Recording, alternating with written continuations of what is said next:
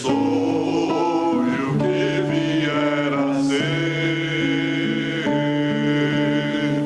eu ofereço a Deus. A Deus demos glória, a Deus demos glória, a Deus demos glória pelas bênçãos sem fim. Com seu sangue salvou-me, seu poder transformou-me. A Deus demos glória pelas bênçãos sem fim. Amém, muito obrigado. Olha que isso pode ser o começo de um coro masculino da igreja. Obrigado.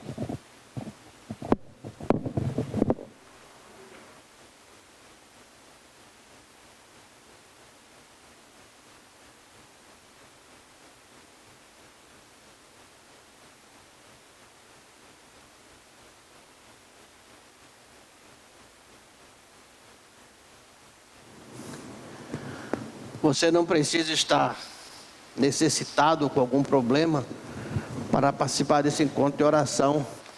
Você pode vir orar pelos outros, né? Tem sido edificante. Antes do texto, quero ler em Gálatas capítulo 4.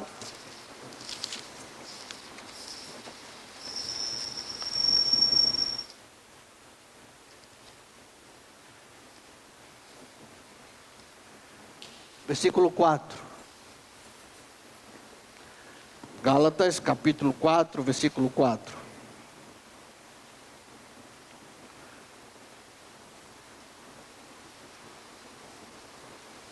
Mas vindo a plenitude dos tempos, Deus enviou seu Filho, nascido de mulher, nascido debaixo da lei, versículo 5, para resgatar os que estavam debaixo de lei, a fim de recebermos a adoção de filhos.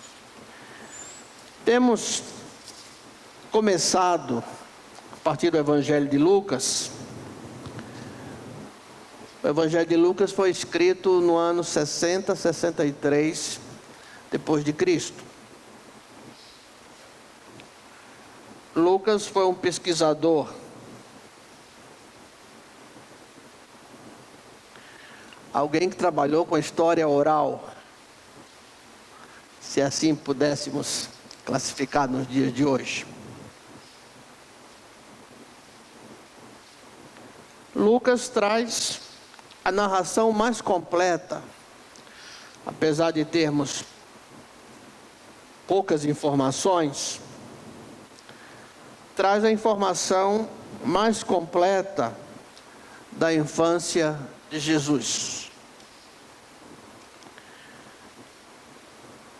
Alguns textos da tradição comentam um período que vai dos 12 anos aos 30 anos de Jesus. Sabe-se que nesse período José deve ter falecido. E como filho primogênito,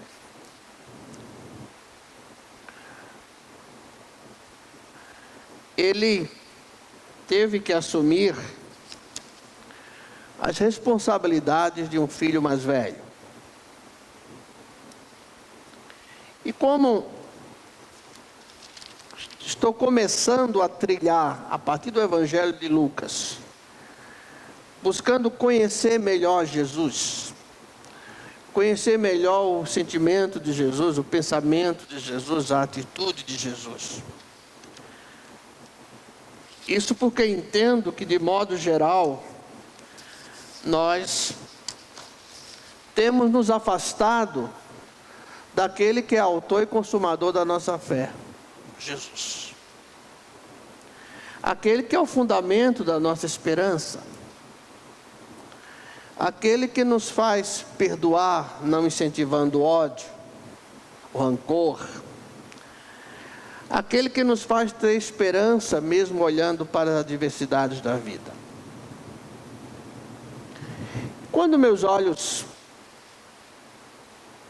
fixaram o texto de Lucas capítulo 2, versos 39 a 52,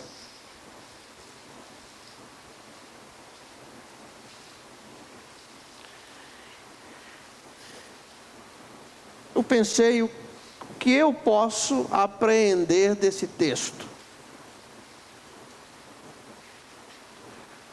Nenhum texto está na Bíblia à toa.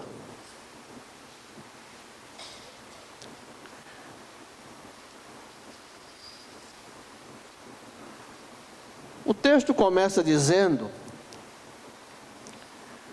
assim que cumpriram tudo segundo a lei do Senhor, voltaram a Galiléia para a sua cidade de Nazaré. Lucas não faz menção da fuga dos pais de Jesus para o Egito. Talvez porque não soubesse, essa informação não chegou até Lucas. Ou talvez porque Mateus, falando sobre isso, precisava, como Mateus escreveu fundamentalmente para judeus, Mateus precisava mostrar a relação com o texto profético de Oséias 11, versículo 1. Então, Mateus faz referência a essa fuga. Está lá no capítulo 2 de Mateus, versos 13, e depois lerei 19 a 23. Põe uma marca-texto aí, alguma coisa para marcar o texto de Lucas. Vamos lá para Mateus.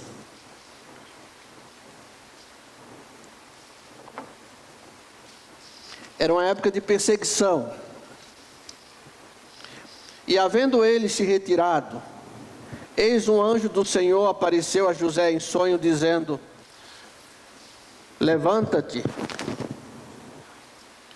toma o menino e sua mãe, foge para o Egito, e ali fica até que eu te fale, porque Herodes há de procurar o menino para o matar.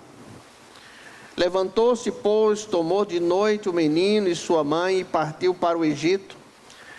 E ali ficou até a morte de Herodes, para que se cumprisse o que fora dito da parte do Senhor pelo profeta, no caso aqui Oséias: do Egito chamei o meu filho.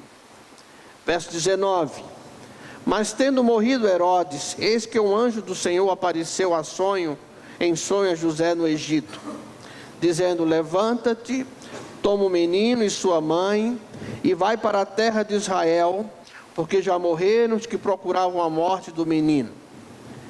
Então ele se levantou, tomou o menino e sua mãe, e foi para a terra de Israel. E ouvindo, porém, que Arquelau reinava na Judéia, em lugar de seu pai Herodes, temeu ir para lá, mas avisado em sonho por divina revelação, retirou-se para as regiões da Galiléia, e foi habitar numa cidade chamada Nazaré, para que se cumprisse o que fora dito pelo profeta: ele será chamado Nazareno.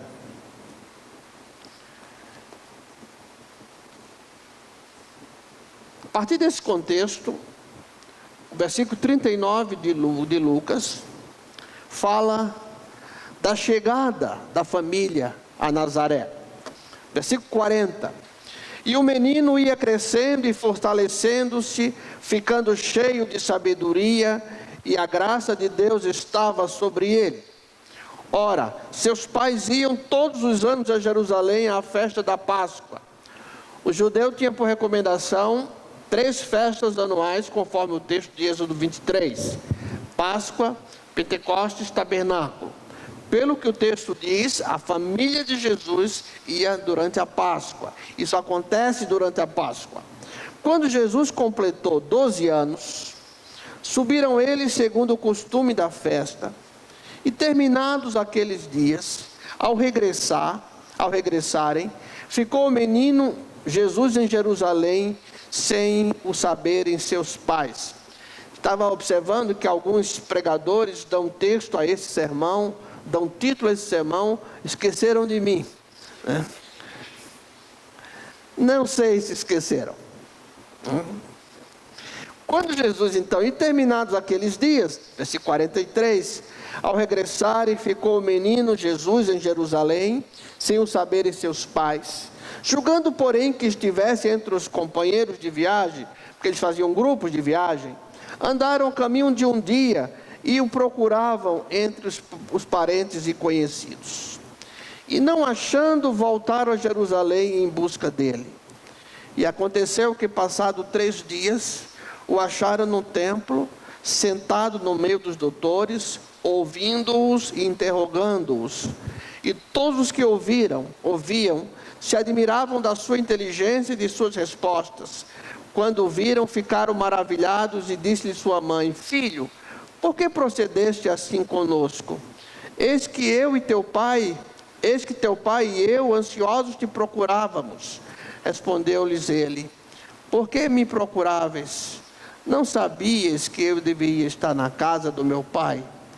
E eles, porém, não entenderam as palavras que se dissera. E então, descendo com eles, foi para Nazaré, e lhes era sujeito. E sua mãe guardava todas as coisas em seu coração, e crescia Jesus em sabedoria, em estatura e em graça diante de Deus e dos homens. Aqui já não há mais referência a José. Isso se atrela à linha de pensamento que afirma que quando Jesus diz, fala do meu jugo, que o meu jugo é suave, Mateus capítulo 11, verso 29 em diante, 28, 29 e 30, era porque Jesus, na condição de carpinteiro, que o foi, isso faz sentido? Porque Jesus, de certo modo, ele é referência. E assim era na criação do contexto judaico. O irmão mais velho, isso acontece em algumas culturas, inclusive no Nordeste. O irmão mais velho é um pouco pai da família, ou até substitui os pais na responsabilidade da família. Então, se pensarmos nisso, que José ficou órfão, e que José e era natural que trabalhasse com o ofício do pai, ele via o pai fazer, ele certamente ajudava o pai a fazer. E isso não nos tira a questão da humanidade de Jesus. Agora, o texto fala que os pais de Jesus foram a Jerusalém por ocasião da Páscoa. É importante notar, irmãos, os que se dedicam mais ao estudo, que em geral, todas as palavras, todos os textos contidos nesse texto, as palavras têm a ver com o sentimento de humanidade. Jesus crescia como um menino normal, do ponto de vista humano. E quanto mais nos afastamos da possibilidade humana de Jesus, mas nós nos distanciamos da nossa responsabilidade em sermos humanos. O texto fala, para simplificar, que, de certa forma, houve um desencontro. Parece que alguém possa pensar, mas não foi responsabilidade dos pais? Não, porque era costume andar em grupo. Essa caminhada era a pé. E é natural que os meninos andassem juntos. Não sei se alguém aqui já fez em grupo uma caminhada muito grande, mas sempre há grupos que se juntam. E meninos se juntavam. Então diz os intérpretes que na cabeça dos pais, e faz sentido, Jesus estaria num grupo daquelas crianças. Comida simples, banheiro ao ar livre, alimentação muito simples, como disse. Só chegando em Nazaré que viu que Jesus não estava com eles. Eles voltam para Jerusalém, diz que procuram 3 dias, e vão encontrar Jesus no templo, sentado no meio dos doutores, ouvindo-os e interrogando-os. Fazia parte da pedagogia da época a discussão da lei do Senhor. Só se pode discutir daquilo que você conhece. A questão é que Jesus estava adentrando a uma idade que os judeus fazem aos 13 anos o Bat Mitzvah. A menina faz aos 12 e o menino faz aos 13. É a fase que a menina e o menino, a menina faz mais cedo porque amadurece mais cedo, se tornam, de certo modo, adultos a partir desse momento. Mas eles têm uma palavra que é filho ou filha de um mandamento. Isto é, nessa idade. O que impressiona é que Jesus estava numa fase ainda mais cedo, porque seria aos 13 anos, como é o mitzvah. Aos 13 anos, Jesus já estava ali discutindo sobre a lei.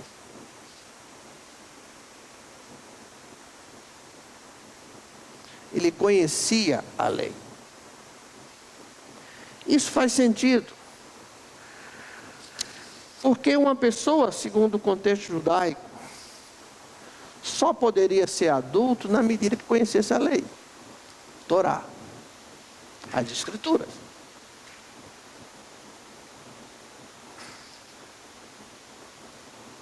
E essa era uma preocupação dos pais, era ensino dos pais.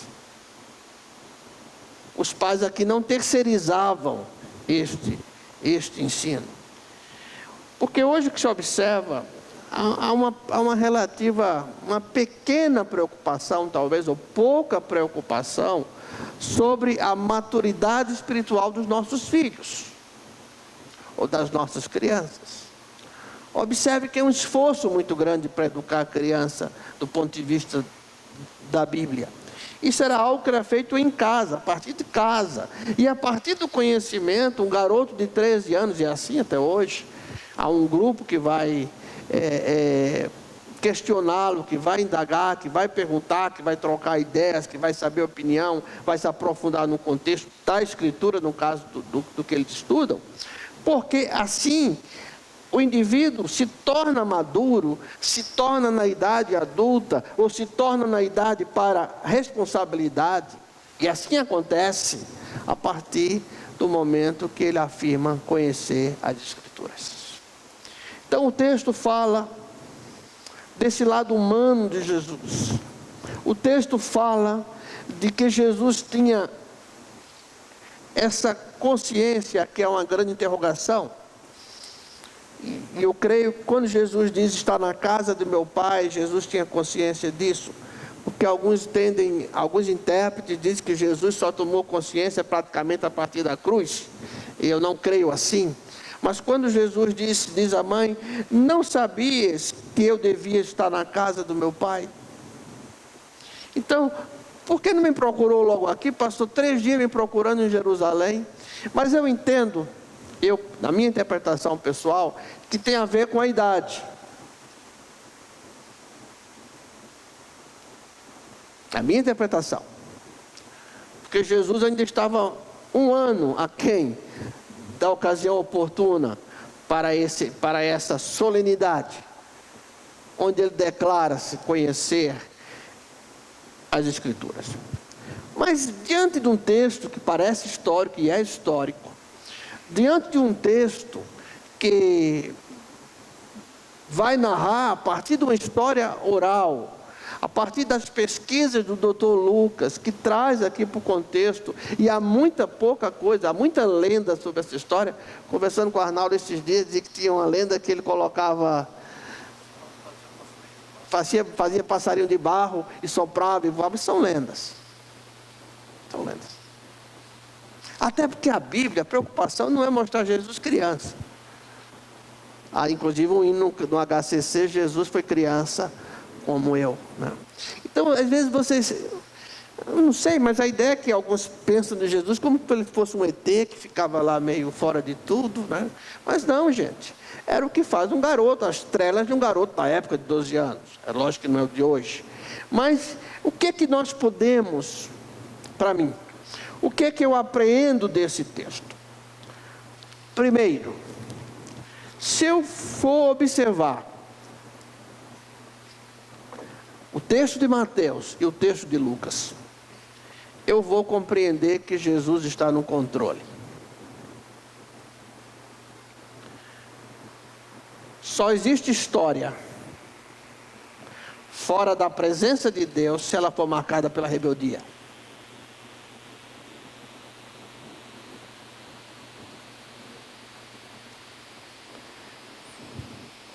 Eu creio na sequência de capítulos da vida.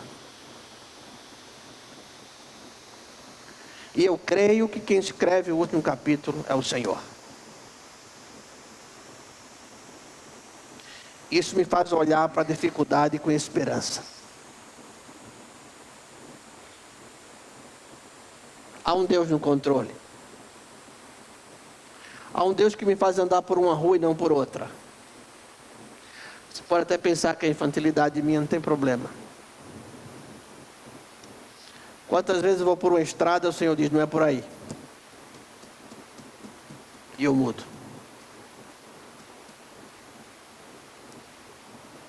Eu sou muito de fazer a mesma rota sempre.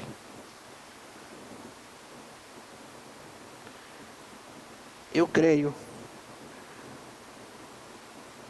que Jesus tem o tempo, que nós temos o tempo de ir para o Egito e o tempo de ir para Nazaré.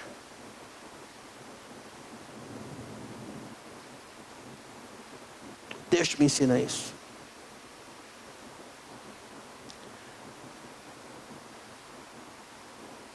Eu sei que se Jesus tivesse permanecido ali, Herodes não teria poder para matá-lo.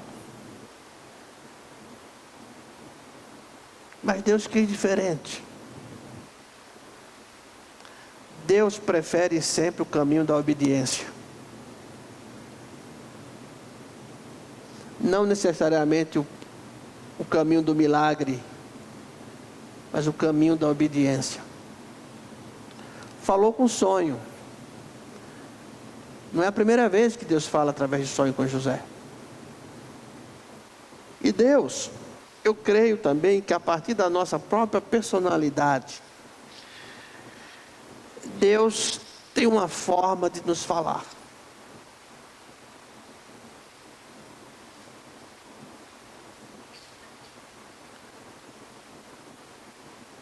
Esses dias estava lendo um texto da Reforma sobre os entusiastas, né?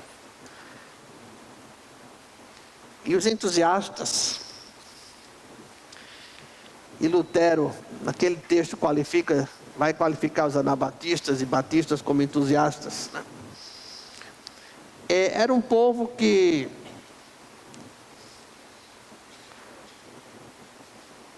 às vezes julgava uma profecia dada por alguém com a mesma autoridade de palavra. Alguns de nós, Deus para nos falar, fala pela Bíblia. As ocasiões mais importantes da minha vida, Deus me levantou de madrugada, leia tal texto.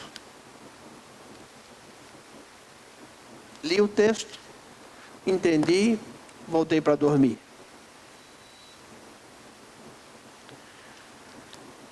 A questão é que eu preciso estar atento ao que Deus quer me falar.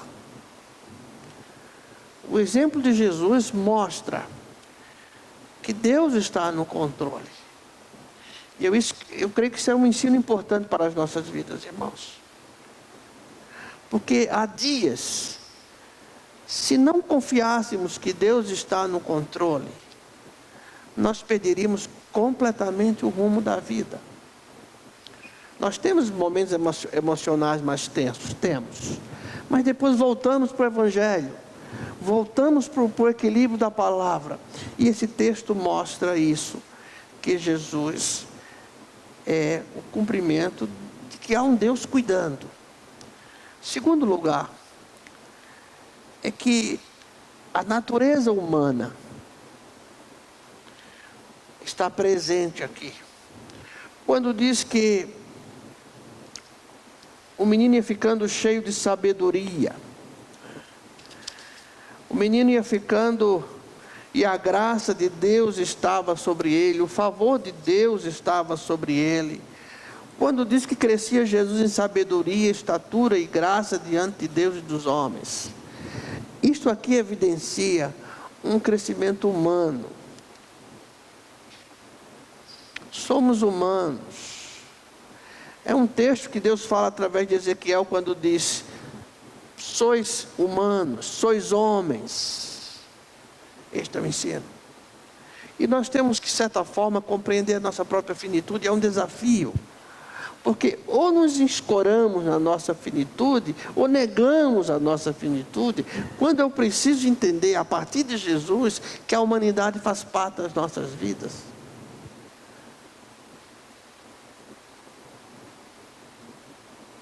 Às vezes nós temos uma ideia muito errônea do Jesus homem.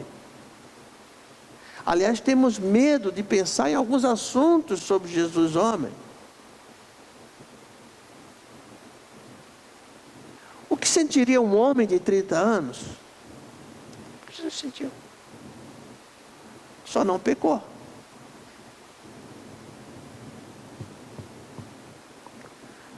Em terceiro lugar, só nos tornamos adultos a partir da compreensão da palavra de Deus. Alguns de nós continuamos tendo menos de 12 anos. Alguns de nós não estamos aptos para o mitzvah. Porque não conhecemos. E não conhecemos porque não lemos.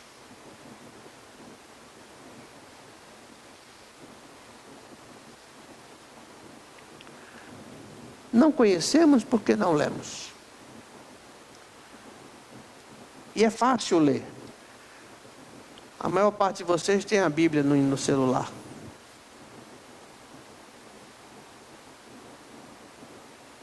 No ônibus, numa espera de médico. Leia uma porção da palavra de Deus, será acrescentada à sua vida uma porção da palavra de Deus. Não há maturidade sem conhecimento da palavra de Deus. Por isso que nós observamos às vezes tanta infantilidade em gente adulta, porque não conhece a palavra, procede como neófito na palavra. Então esse ensino, esse texto, que é um texto simples, que fala de um texto histórico, que fala de Jesus sobre o menino, no meio dos doutores, a mim, ensinou que Deus está no controle. E que teremos dias de Egito e dias de Nazaré. E quem brincou na rua sabe que uma das poucas experiências são tão aprazíveis como brincar na rua. Andar em grupo, caminhar em grupo, correr em grupo, brincar em grupo. Isto mostra o lado humano de Jesus. E se eu percebo Jesus como humano, eu vou me identificando. E vou reconhecendo que Ele conhece as minhas fragilidades. E em último lugar, como eu mencionei para os irmãos, na minha vida, eu percebo que jamais eu me tornarei adulto sem conhecimento da palavra de Deus.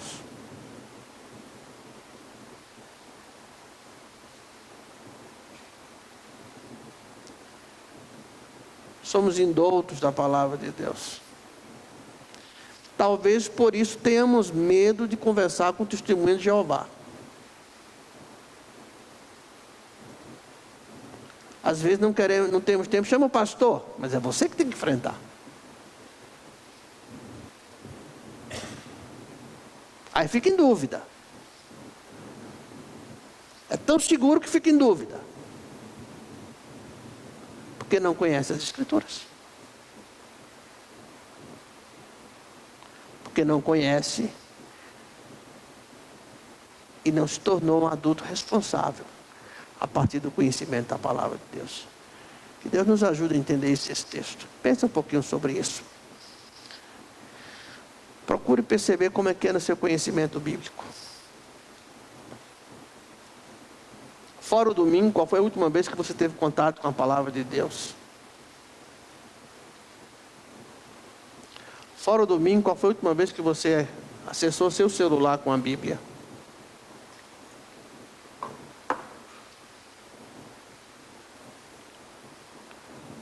Você se sente ofendido? O que é que a Bíblia diz sobre isso? O que é que a Bíblia nos ensina sobre isso? Está desempregado, está desiludido? O que é que a Bíblia nos ensina sobre isso? Está vendo a vida passar? O que é que a Bíblia nos ensina sobre isso? Está vendo os dias da velhice chegando? O que é que a Bíblia nos ensina sobre isso? Não seremos adultos sem conhecimento da palavra de Deus. A Bíblia tem muito mais textos além de João 3,16. Que o Senhor nos ensine isso. Amém.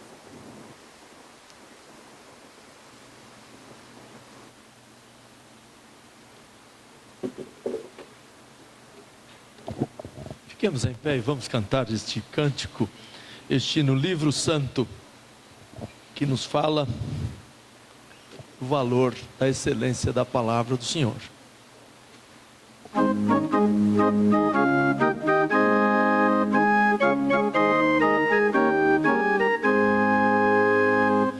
Livro santo, sagrada escritura, essa firme palavra de Deus, que não muda, jamais envelhece, e transmite mensagem do céu.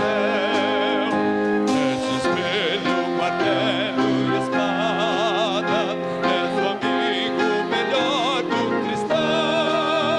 Livro santo, divina palavra, fortaleza do meu coração.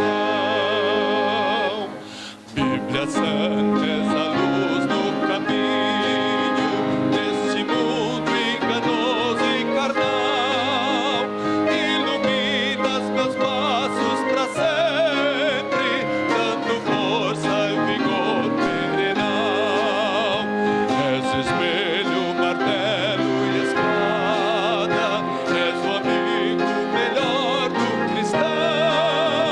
Livro santo, divina palavra, fortaleza do meu coração. És de Deus a mensagem sagrada, que proclama de Cristo perdão, com promessas preciosas tão lindas, de levar-me à celeste mansão. És espelho, martelo e espada, és o amigo melhor do cristão. Livro santo, divina palavra, fortaleza do meu coração.